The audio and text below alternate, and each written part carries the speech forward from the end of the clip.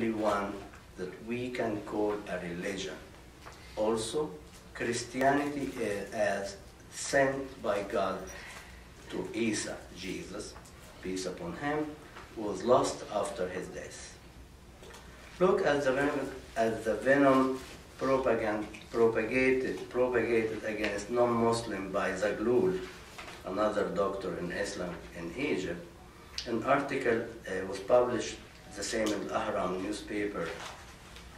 Infidels, Polistes, and Hippocrates, especially the people of the book, who falsified their religion, and the Jewish, those criminals who were the puppet of disbelievers throughout history, as they are still today, and will be until the end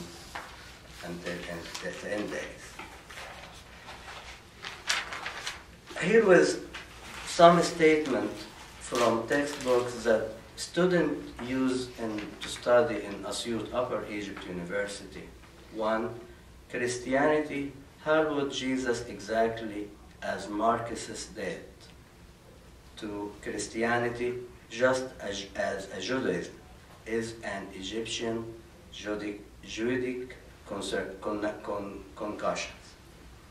3. Christianity is based on Judaism, and the latter is not a religion. 4. Christianity was included, sorry for my pronunciation, was paganism. Christianity has turned into a pagan religion. 6. Human fiddling around with Christianity changed into a mixture of both Judaism and paganism. 7. And last, the Apostle Paul pretended to be a Christian to distort Christianity. Finally, the following are some examples for what Egyptian Christian and Muslims learn in public school. 1. A Muslim washes his hands before and after eating. A Muslim walks quietly and with dignity. Christians are misguided.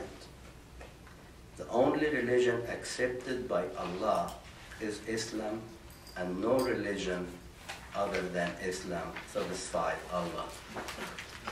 I would like to end with one thing. Personally, I never had any problem concerning Islam religion. Everybody free to believe what he wants to believe.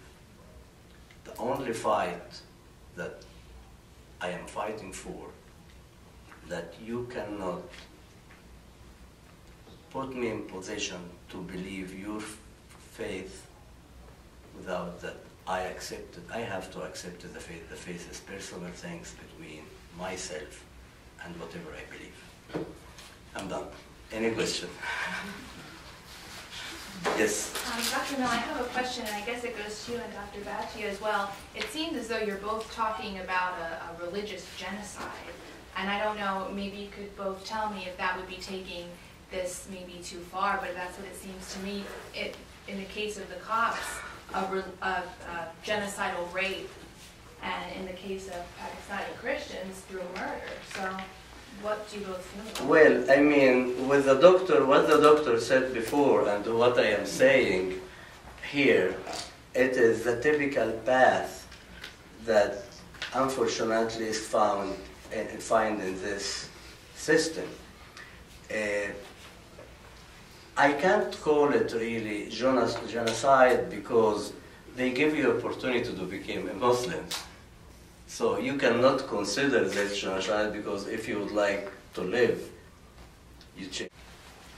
Yes, sir. It seems as though the no international pressure on Egypt is not working. I mean, the Egyptian government doesn't seem to step up to the plate and even acknowledge that you're expressing concern about these issues. Can more international pressure help you? Well, and that's what we're really looking for, because the problem with international, that the Coptic issue, it is very young. So it is a little bit hard to get into the people easily because it's always there is something more important coming up. And also the big problem that Copts is not living in this environment for 1400 years. Their mentality became don't trusting anybody. So you don't find a group like, for example, Darfur people. Darfur people is very small quantity of people, but they put a pressure over the international system.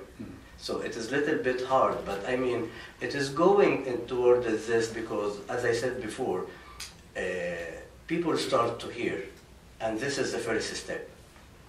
When you hear and you start to reflect about it, and after that you start to do certain things. I mean, with Jeffrey, from day one we just clicked together, and I think that we work in also with my mentality that I lived in Italy for over 30 years, so I have more Italian European mentality than what you guys here have in the United States. So my way to approach problem is a little bit different than the way of American person approach the problem.